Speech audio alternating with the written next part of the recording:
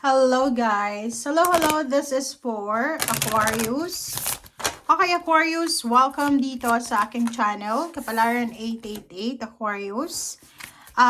Weekly tarot reading tayo guys. So, third week na ng January 2026 para sa lahat ng Aquarius. Please comment down below if you resonated. Okay, Aquarius. First two cards tayo is number 7, Explore. And number 32, 5, Commune with the Dead. So, ikaw ba ay Aquarius na pag may problema ka, tinatawag mo yung mga mahal mo sa buhay na nasa kabilang buhay na. Kasi this week, possible na may mga signals, symbols, synchronicities from your spiritual guides, ancestors, from the dead, na posibleng makakatulong sa'yo sa kung ano pa man na issue mo sa buhay or kung ano man na kailangan mong clarity.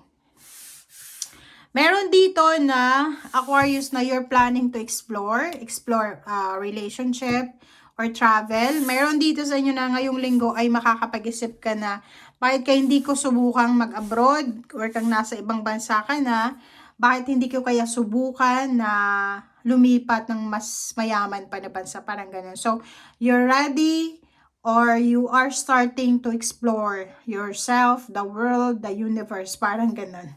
Okay? So, yun.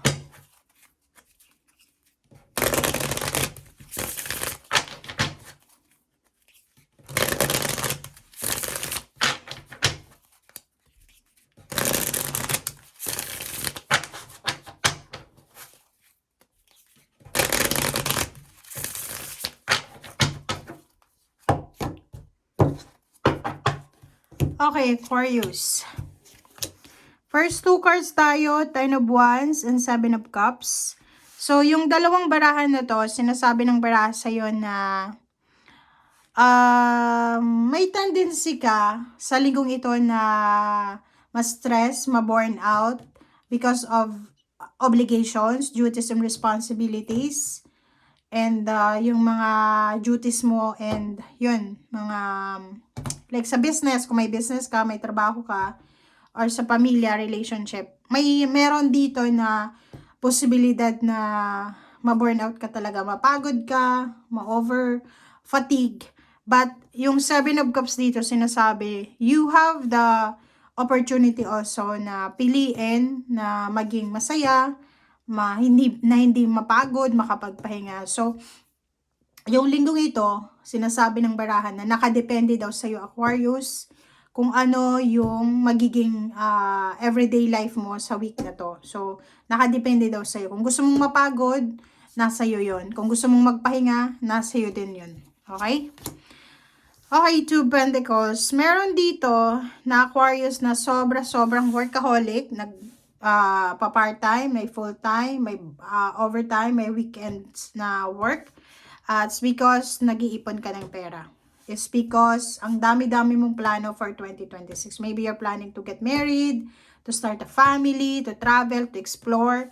So, kung makikita mo dito, sobra kang busy, abala ka sa ginagawa mo. Okay, Empress and Page of Cups.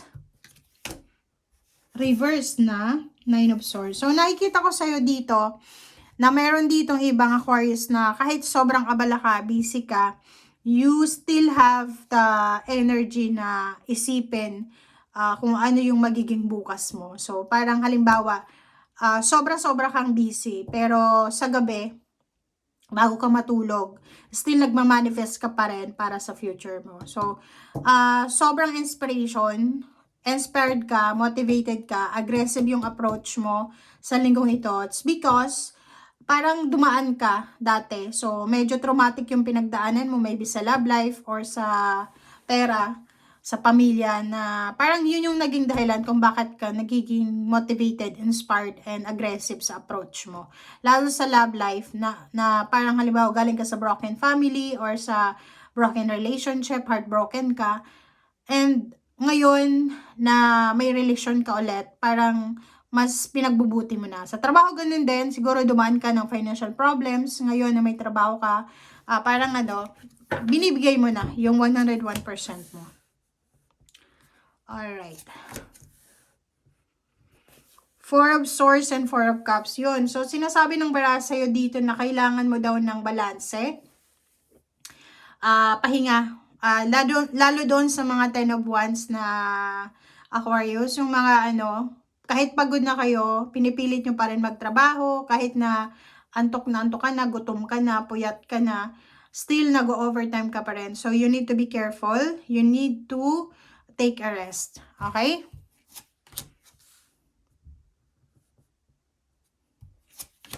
Okay, next card natin is Seven of Pentacles and Ace of Pentacles. So, dito, sinasabi ng bara sa'yo na yun. Doon sa iba naman, na Aquarius, meron kayong hinihintay. Maybe you're waiting for a renewal of contract, retirement, maybe you're waiting for a promotion or salary increase. Sinasabi ng baraha dito, or job offer, na kung ano man yan na hinihintay mo, sinasabi ng barahan na wag tayong maging mainipin. Okay? So, if you are waiting for a promotion, just enjoy the week.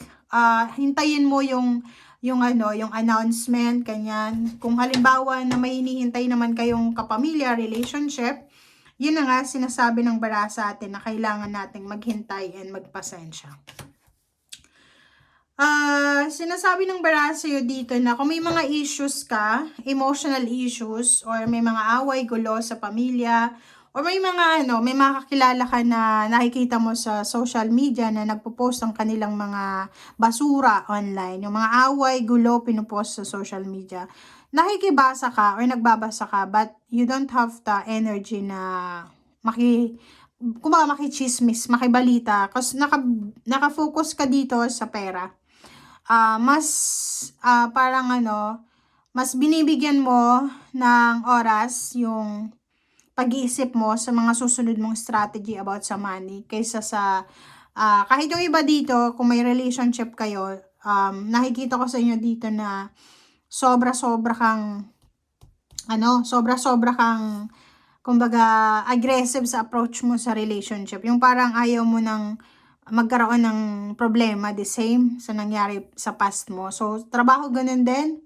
Parang nakikita ko sa'yo dito na kayod ka ng kayod talaga eh. Sobrang aggressive eh. Parang robot, makina, na trabaho lang ng trabaho. Alright, sa ilalim mo dito is High Priestess. This is water sign energy. So, may mga nakahang na family occasions, family celebration na posibleng matuloy. And pinagpaplanuhan mo yan with your family this January. So, nakikita ko sa'yo na sobrang busy ka sa preparation. Okay? Thank you guys. Bye!